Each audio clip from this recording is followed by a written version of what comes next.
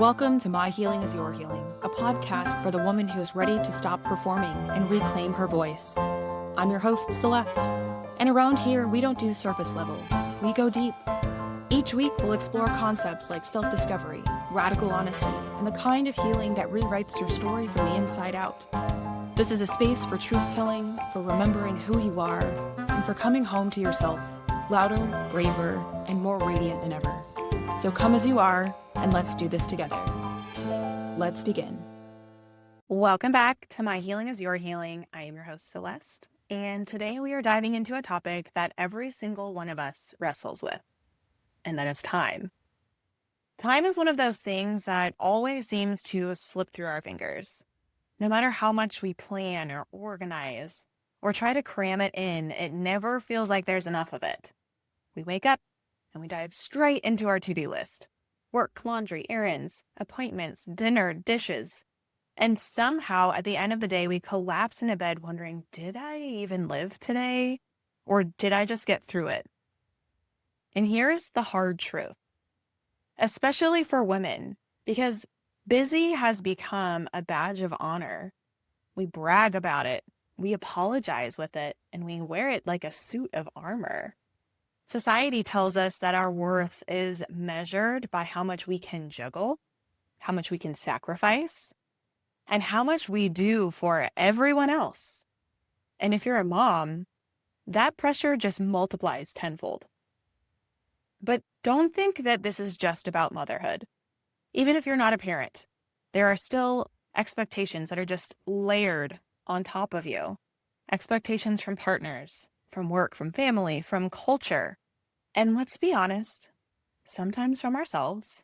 When you're single, you know what it takes to maintain your life. Keeping the house clean, showing up at work, feeding yourself, maybe squeezing time in for friendships or hobbies. And even that can feel like this endless to-do list. You add in a partner and suddenly you're carrying the invisible load of someone else's needs, their energy and their expectations. And then you add in kids, and now you are multiplying everything by 10. Who's been fed? Whose needs to be bathed? Who has too much energy? And who's falling apart at bedtime? It is a constant carousel of caretaking. And here's when it gets even trickier. When you work from home, the lines between roles completely blur. The laundry is calling down the hall. The email ping is tugging at you from your desk. You're managing client calls and snack requests and all of it at the same time. You could technically do it all, which is exactly why you always feel like you're behind. I think back to my conversation with Chris Madrigal, who reminded us that when you walk into your house at the end of the day, your energy matters. You can't just drag in all of the stress and exhaustion from the outside world and expect that connection will just magically happen at home. And yet so many of us do. We let exhaustion shape how we show up with our partners and our kids and even ourselves.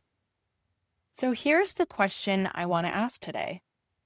What if busy isn't the goal? What if the point isn't to push harder or do more or live in a state of this constant overwhelm? What if the real work is learning to ask, what is the easier way to do this?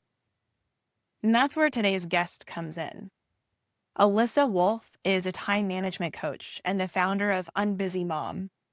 She is a mom of 5, a podcaster, and a woman who has built her entire business around helping other women reclaim their time and energy.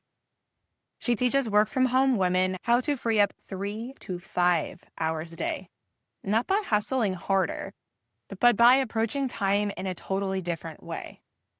And what I love about Alyssa's story is that it didn't even start with burnout. It actually started with boredom. After her 5th baby turned 6 months old, she looked around and realized she had too much free time. Yes, you heard that right. Too much time. And instead of filling it with busyness for busyness' sake, she chose to create something meaningful. That spark of boredom grew into the business that she runs today. One that helps women shift from survival mode into intentional living. Over the past 5 years, Alyssa has coached women through every season of motherhood, from the chaos of babies to the transition of teenagers heading off to college. And through it all, she's been a living proof of a radical truth. Your value is not found in being busy. Busyness doesn't make you worthy. Sacrifice doesn't make you lovable. And doing it all does not make you whole. So today, we are going to explore how to shift out of that mindset, how to stop wearing busy like a badge, and instead start asking better questions. We're going to talk about what it really looks to reclaim your time, to manage energy instead of just minutes, and to give yourself permission to live in a way that actually feels sustainable. Because here is the thing. Time isn't something we are ever going to get more of, but how we experience our time, that is something we can change. So let's dig in. Hello, Alyssa. How are you doing? Great. How are you, Celeste? I am great on this Monday afternoon. I'm really glad that you're joining us today. Thank you. Awesome. Well, I want to jump right in. I want to hear a little bit about your story and your background and how people can kind of connect with you here. So, you've raised 5 kids while running a business, and you say that you've never felt busy before. Can you share a short version of where or how your journey began, and then what shifted in your life when you moved away from being a stay-at-home mom to an entrepreneur? Absolutely. So, first off, you have to know I was never going to be an entrepreneur. So, that was a given right up front to my 18-year-old brain. But I had always had this deep desire to do something more with my life. I was thinking like mentoring other women to give back. That would be a good direction to go. And I knew I would want a purpose like that mentoring in addition to kids. I just didn't know what it was. I knew surely it would be out there, but I didn't find it going to university. So I changed majors, the backup plan, like let's have all the kids first. But I was still hoping, like, when is this mentoring going to turn up? So first kids turns number 1. I have 2 kids, 3 kids. I'm still asking God, like, why can't I have a purpose? So many other people have purposes. They get them right in the right timeline. And then finally, I showed up 6 months after the birth of baby number 4. Wow. I heard about online business. I don't know what rock I was living under, but that was 2020. Hadn't heard of anything. Didn't know the world was about to change. And in that snapshot, it was clear to me if I wanted to go out and try for that mentorship and still get to stay home with all the 5 kids, this was the vehicle. This was the answer. So I could go for it, or I could wait 17 years till that 6-month-old graduated from high school. I was like, yeah, I'm tired of waiting. I don't need a 30-year wait total. Let's try this now. I love that. Yeah. I mean, you can't ever put your life on hold because if you wait, something else is going to happen in that 17-year time period where you get stuck again. Yeah. Okay. So I want to go back to you saying that you never felt busy, even with those 5 kids, right? Tell me what busy really means to you and how do you reframe it to yourself and the women that you coach? Me, busy feels like always having stuff going on in the brain. Like you always feel like this sense of pressure. I need to do more. I've got 5 more things to check off. It's more like 15 more things to check off. There's never time to slow down, watch your own energy, see, what you actually have capacity for even in the next hour. It's just go, go, go, go, go. I'm not doing enough. So it's like mental frazzle. And that is what I don't like living in. And that is what no, I'm just going to take whatever breaks I need to, like even when the kids were babies, and let myself, even if that doesn't look like what motherhood was supposed to be like, of what you can't make it through till nap time without getting a break first, like never mind an entire 8-hour work. So how do you deal with this with some of the people that you wind up coaching or talking to? Because if you were talking to me and you took a look at my calendar, you'd be like, Celeste, what are you doing to yourself? Like you have things from 5:30 in the morning until like, I don't even see where your day ends. Like, how are you doing this to yourself? And then if you ask me to take something off my calendar, I'm like, no, please don't do it. Yes, it's really common with the moms I work with. They're like, well, self-care is a nice to have. Maybe for next year. Maybe when the kids get more independent. Maybe when they quit having this learning issue at school. Maybe. And I'm sitting here going, yes, but we're living in hustle. You're already getting health issues from your hustle mode. Like, how long do you want this to be reality? Because, like, to your earlier point, you don't know what's going to happen next semester, 2 years from now, 3 years from now, when you think that's going to solve everything. So, no, we need to stop accepting this as reality for standard work from home moms and saying, no, no, we could change this. We don't need to have this. What can I do for myself now? And I don't care if that means you have to take one fewer client spot a day. You have to actually have the tough conversation with your husband. Sorry, I cannot do all of the housework or your kids if they're school age and up. Mommy is not cleaning up after you all the time. In fact, she's not going to do all the food prep for you. You're going to have to start helping, let alone the cleaning or doing your own laundry. Like, it is essential. But first, you have to work on your self-worth before you can even realize that's essential. Not simply that nice to have until you actually believe you aren't meant to be going through life in this put myself last way. So how did we get here? I mean, we've obviously told ourselves that our life is worth less than everybody else's. So what is it that actually gets us to this place? You're going to have to reframe, like a radical thing of even maybe what you care most about is like your work prep. Does it do any good for your clients and projects or boss, whatever, if you're showing up needing 4 cups of coffee just to function, constantly telling your kids like, shh, shh, I'm on a call, go away. That kind of focus in, focus out, switching all the time. What would be more professional? Wouldn't it be, yes, the mythical early morning routine, self-care time, blah, blah, blah. Or even look at the parenting end. Do you like snapping at all your kids or saying, Mommy needs to do a little more work, or hearing them say, she's just on her phone all the time? Having, typing out messages to your clients every single time you're in the evening, supposedly watching Netflix with your husband. Do you want to settle for that? Do you even have a vision beyond that?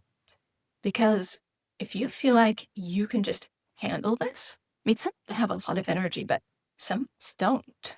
Like, I'm an introvert. Yes, I have 5 kids. So something's got to give. And that means the time, like, quiet in my day.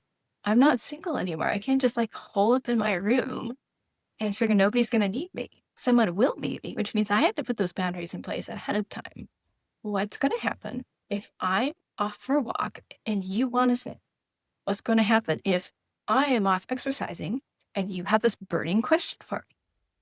I have to think of that first rather than say, well, this is just mom life with kids around. Gotta, know the interruptions and show how mature I am. I hate being interrupted. I would rather take the other way around the character thing. Just say, I don't need to be frustrated and squawk at them. I'll just train them not to interrupt me instead of I should somehow be this superhero who never gets frustrated. So how do you start setting those boundaries with yourself and with your family to be able to do that? Because they have one expectation that you've set for them for a very long time, and then all of a sudden you're changing it. What's most helpful is to use the time blocking, like the scheduling piece.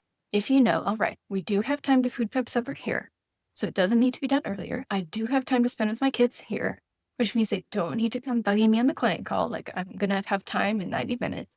You can start redirecting people saying, yes, food time is then. These are the snacks you're allowed to eat in between. Or I'm going to hang out and play Crazy Eights with you starting at 5 p.m. before supper. But if you want to play Crazy Eights with me, the answer is no, that is it. I'm talking to my clients right now because it's 3 o'clock. You start holding those boundaries. And yes, that may take a lot of reminding at first. But when you're not telling them, I can't do it right now, but you're adding the piece, I can do it then or when, it's an easier adjustment because you're not saying, no, never, I'm prioritizing my work. It's not right now. It will happen here. And then they can be like, oh, right. Okay. Mommy is still going to get the time. I will get that. Or your husband's like, yes, fine. I can talk to you. It's just not at the moment. Or you're like, you can absolutely put more errands on my to-do list, but Friday is my errand day. I will not be running out Monday to do it. And if you want it done earlier, you could take care of it yourself. I love that. It's like, mommy loves you, and I hear your bid for attention. This is when I'm available. Yeah. Okay. So your mantra is, what is the easier way to do this? How does asking that question change the way that we move through our days, especially when life feels overwhelming? Amazing effect you do this. Like, you might be looking at it going, I've got 7 different high priority business tasks. But if you said, what's the easiest way to do this? All of a sudden, all the pre-launch plans kind of shrink into, well, let's do these 3 things instead of The super amazing, sure to blow everything out of the water launch would require those 8 strategies, right? And you're like, okay, that feels doable, just doing these 3. Then over there with the kids, you're like, well, did quality time really mean an hour on the floor with Legos? What if it was 2 games of Crazy Eights and they each took 5 minutes? Okay, 10 minutes. I could absolutely do that with one kid. And then read a book to the other kid for 10 minutes. Okay, there, 20 minutes done. Wasn't that better than saying I need an hour or 2 hours because 1 hour for each of them? It's that kind of, no. What's really the bottom line here? What do you actually need? We're not saying what's the minimum I can get away with. We're just saying what's the easier way to do this. I really like that. So how do you apply that to other things in your calendar, whether that's clients or like managing some of your personal time? Same thing. Trying to say, okay, let's get out of the high achiever rut because I don't know about you, I'm always going to like, what's the best, most A+ effort version of Yes. this?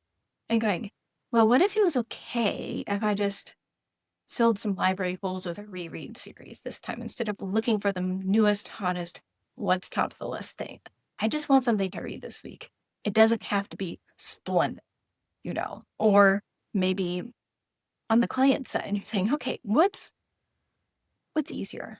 Can I just voice text some people and do one check-in just before supper instead of sticking to, well, I've got these exact office hours for here and here, and I need to be at my desktop to type every single thing out because I might want to attach some files and send them some resources, and I only have all those links right here. They just want a touch point with you, even if you said, hey, yeah, totally hear you in this. You might want to try reframing that.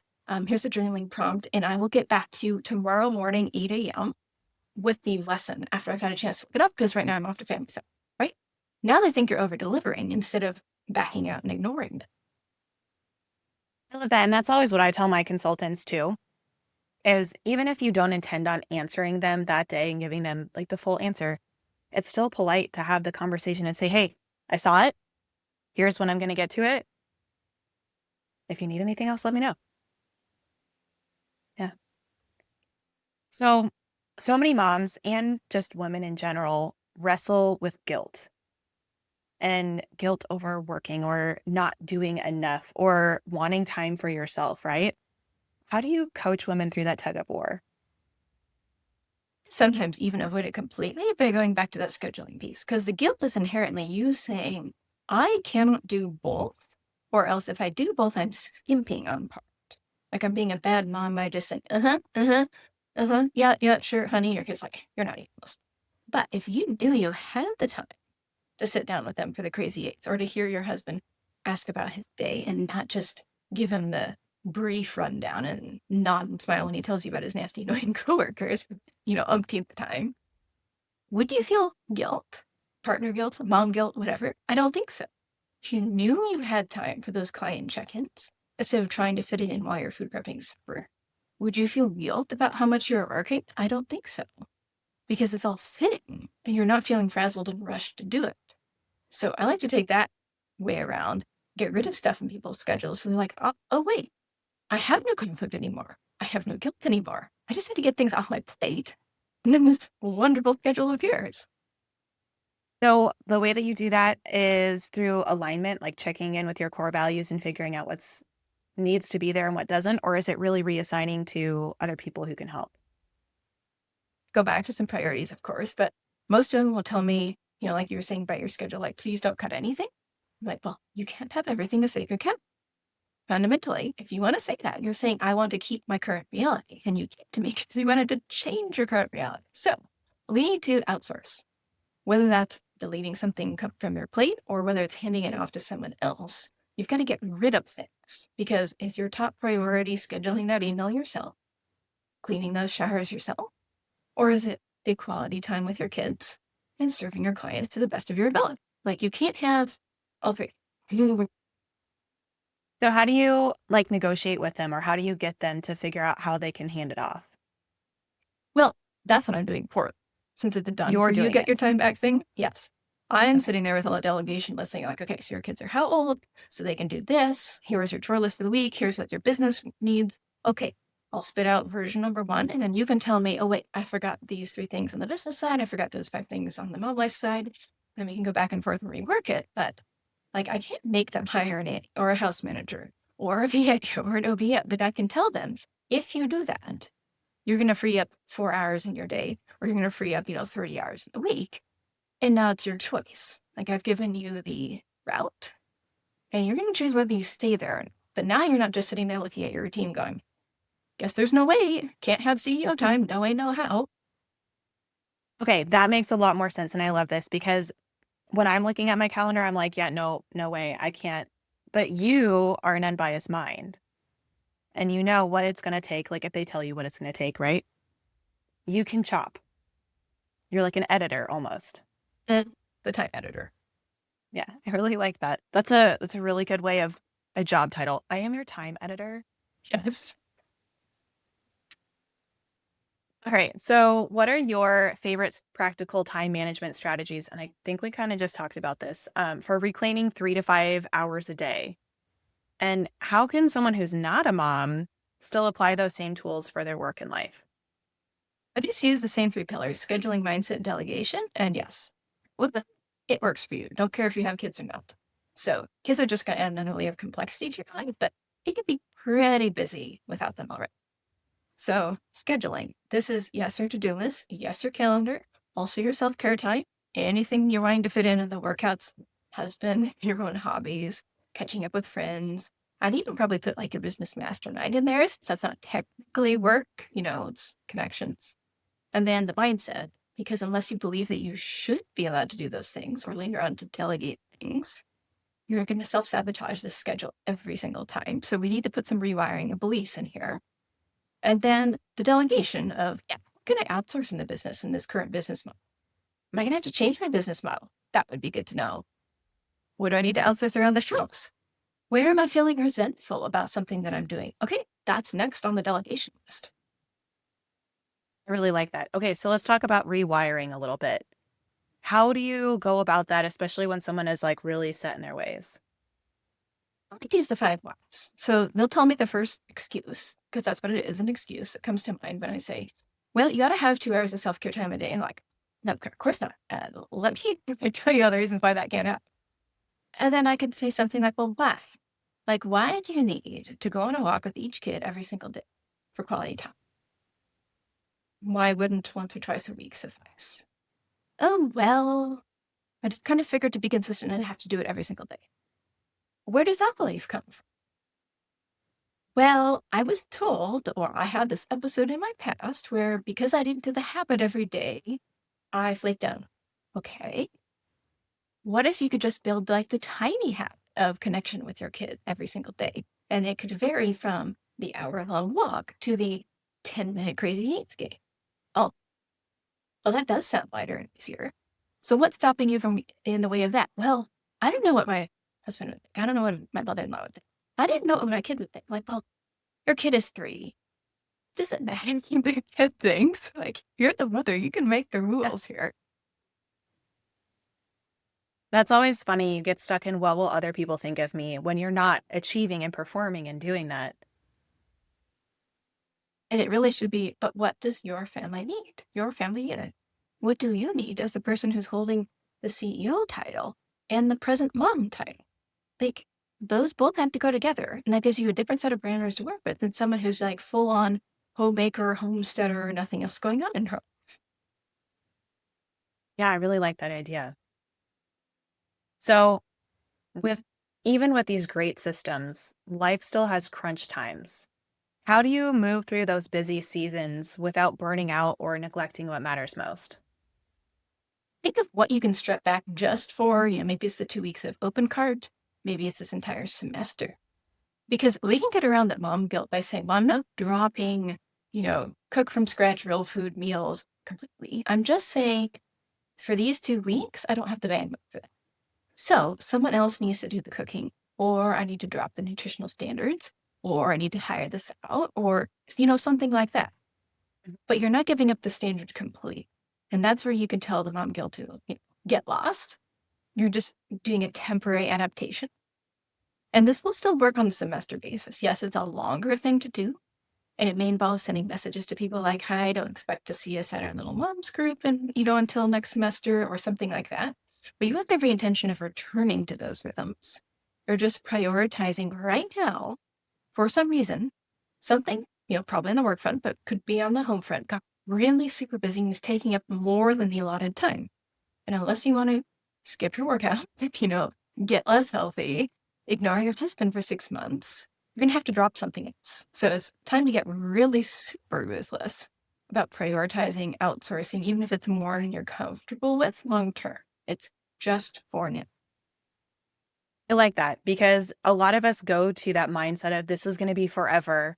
Like I always, whenever I get sick, I'm like, I forget what it feels like to feel normal again, right? So you have to remind yourself.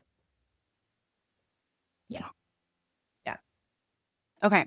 So if there was one thing that our listeners could walk away with today remembering, then what would you want it to be?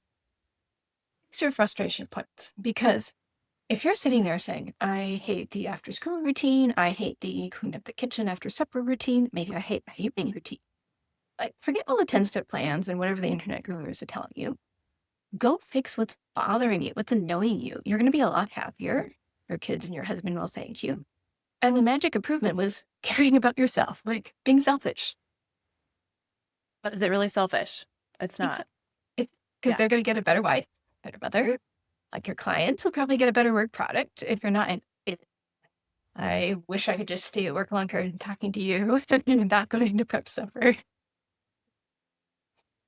I love that. Okay, so finally, how can people connect with you or work with you or learn more about the resources that you offer? Yes, well, if you're ready to clear your too much going on a plate, like banish the pressure from your high-performing mom to-do list, and you want multiple hours back in your day, like we've been talking about, I'm going to break down how to release the pressure valve in your time management, free up those hours in an exclusive audio feed, because it is no need to flirt with burnout if you want to still be the high achiever and the present mom. So you want to find out what to quit to make those 3 hours a day pop back up into your schedule. Just grab your instant access audio feed called Time Back Secrets for Entrepreneurial Moms. I love that. And we'll put a link in the description for you. Amazing. Well, it was so great to have you here. Thank you so much for being here. Thank you, Celeste. Thanks, Alyssa. Bye. Wow. I feel like that was exactly what so many of us needed to hear. What I'm taking away from this conversation is the reminder that time management isn't really about color-coded calendars or squeezing more into the day. It's about energy management. It's about asking better questions, giving yourself permission to do things differently. And remember that you are more than just what you accomplish.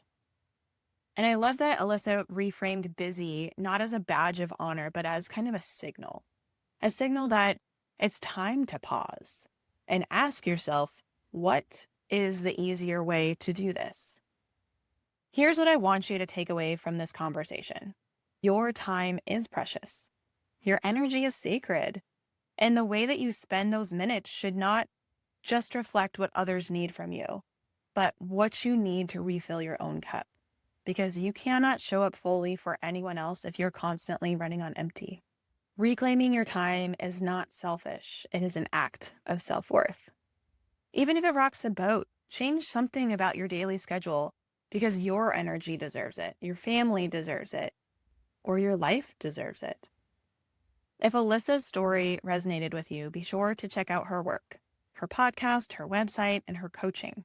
All of it is linked down in the show notes.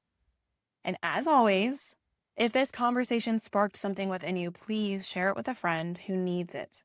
Subscribe, follow, and stay connected so you don't miss out on future episodes.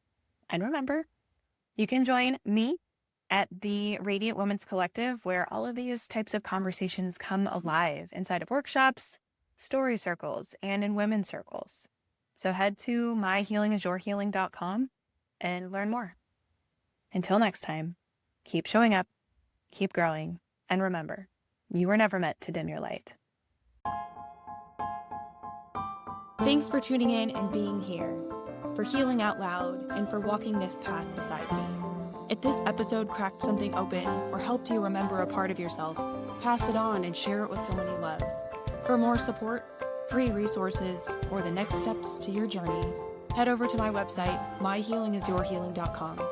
And if you loved today's conversation, Subscribe, rate, and leave a review. Your words help this space grow and help more women find their way home to themselves. If I was your muse today, then my healing is your healing. Until next time.